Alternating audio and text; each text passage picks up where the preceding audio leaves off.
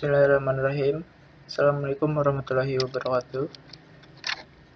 Jadi di sini saya akan membawakan mata pelajaran yaitu dasar desain grafis. Ada indikator pencapaian kompetisi yaitu satu, menjelaskan prinsip tata letak desain. Yang kedua, menguraikan prinsip desain. Yang ketiga, mengintegrasikan prinsip ke dalam desain. Adapun tujuan pembelajarannya yaitu satu, siswa dapat menjelaskan prinsip tata letak desain. Yang kedua, siswa dapat menguraikan prinsip desain. Yang ketiga, siswa dapat mengintegrasikan prinsip ke dalam desain. Jadi langsung saja masuk ke materi. Yang pertama yaitu A. Komposisi. Merancang atau mendesain pada dasarnya adalah hasil penyusunan pengalaman visual dan emosional dengan memperhatikan elemen-elemen dan prinsip-prinsip desain yang dituangkan dalam satu kesatuan komposisi yang mantap. Jadi ini ada definisi umumnya, suatu susunan unsur desain yang digunakan dalam perencanaan komposisi yang ditata atau di layout secara serasi atau harmoni dengan berlandaskan prinsip-prinsip desain sehingga tercapai kesatuan antara unsur desain. Jadi komposisi sebagai pedoman dasar atau arahan umum atau wacana berpikir awal ini mampu mencapai rancangan bentuk abstrak, alamiah, non-objektif, ornamental, atau struktural. Jadi komposisi ini sebagai konsep dasar mendesain. Jadi dalam menyusun unsur-unsur untuk membuat suatu karya rancang harus mengetahui atau memperhatikan 4 dasar pokok prinsip seni dan desain berikut. Jadi prinsip-prinsip ini patut dipahami untuk mendapatkan satu pandangan yang efektif atau tepat guna terhadap suatu karya seni atau desain. Jadi di sini ada contoh dari komposisi itu.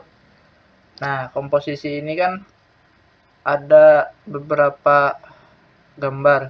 Jadi memadukan warna dan gambar yang tersebut ini. Jadi ada 2, keseimbangan atau balance. Keseimbangan dapat dicapai dengan menampilkan unsur-unsur desain seperti bentuk dan ukuran, warna, tekstur, dan sebagainya, agar unsur-unsur yang ada dikomposisikan dengan serasi, sepadan, dan memberi kesan mantap serta tepat pada tempatnya. Secara garis besar, sifat keseimbangan dibagi 2 macam, yaitu 1. Keseimbangan yang nyata atau formal balance. Yang kedua, keseimbangan tak nyata. Kita akan bahas yang 2 macam itu. Dalam ilmu dasar desain, bentuk keseimbangan terbagi 2 macam, yaitu simetrik dan asimetrik.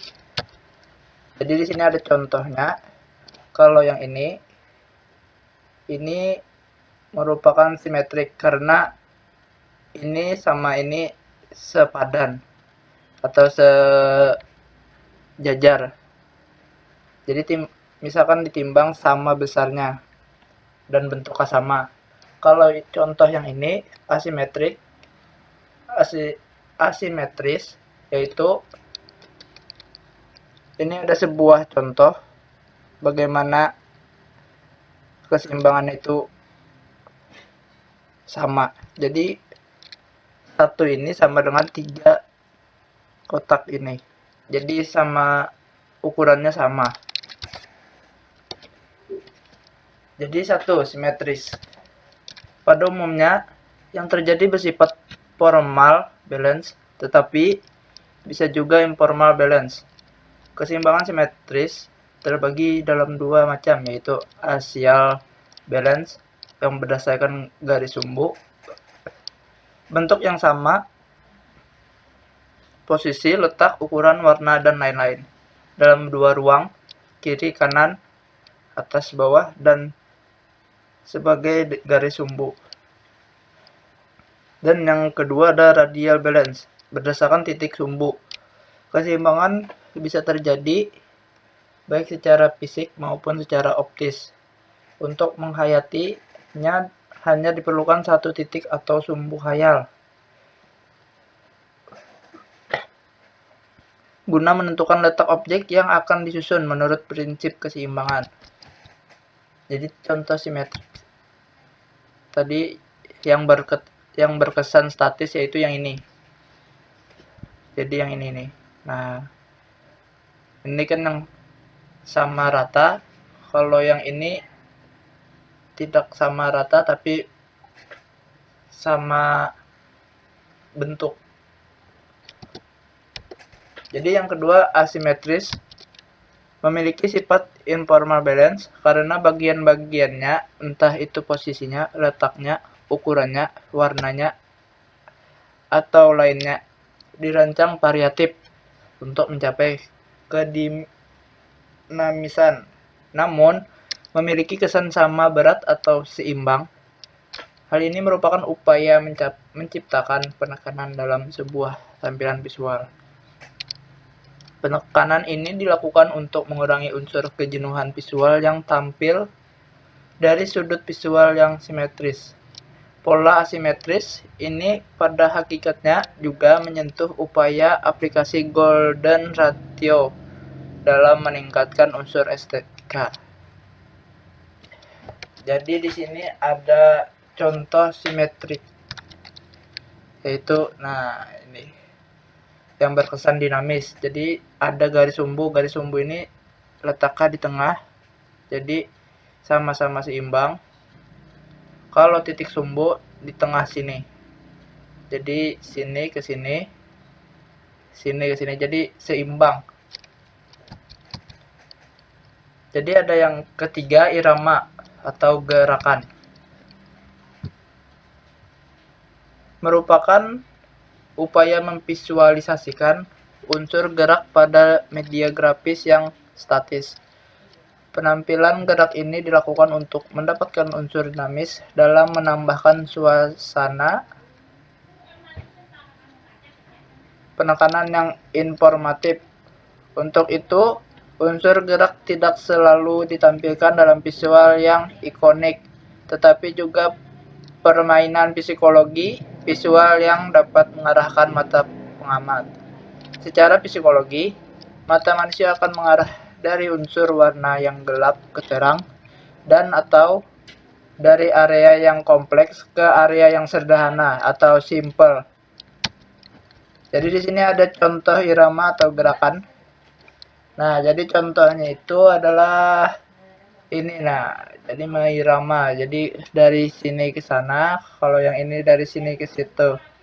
Jadi yang D, perbandingan atau proporsi, suatu perbandingan antara suatu unsur atau materi yang satu dengan yang lain, berhubungan dengan ukuran dan bentuk bidang yang akan disusun untuk menunjukkan ukuran perbandingan bagian-bagian atau keseluruhan antara serangkaian unsur yang dikomposisikan. Perbandingan merupakan salah satu prinsip yang menentukan baik atau tidaknya suatu komposisi, struktur, susunan, dan seterusnya dalam mewujudkan bentuk. Bisa merupakan perbandingan ukuran, perbandingan posisi, atau perbandingan ruang atau space yang berelasi dengan satuan ukuran panjang, lebar, dan tinggi. Jadi di sini ada contoh dari perbandingan atau proporsi. Nah, jadi ada panjang ininya, lebar, yang dijelaskan tadi ada panjang, lebar, dan tinggi. Jadi yang terakhir ada kesatuan unity atau total organization atau harmoni. Jadi keserasian adalah prinsip desain yang diartikan sebagai keteraturan di antara unsur-unsur desain lainnya. Penggabungan elemen-elemen atau unsur-unsur desain dengan memperhatikan keseimbangan, irama, perbandingan, dan semuanya dalam suatu komposisi yang utuh agar nikmat untuk dipandang. Semua hal yang membentuk suatu rancangan harus ada hubungannya satu sama lain dengan seluruh rancangan sehingga memberi kesan menjadi satu. Tata hubungan atau ikatan antara unsur-unsur yang satu dengan yang lainnya sebagai suatu bentuk yang tak dapat dipisahkan. Jadi keserasian ini ada contohnya, yaitu contoh dari kesatuan atau harmoni. Nah, jadi ada kesatuannya, jadi terpadu, harmoni. Misalkan ada kuning, ada biru, ada hitam, ada putih. Jadi sekian dari presentasi saya.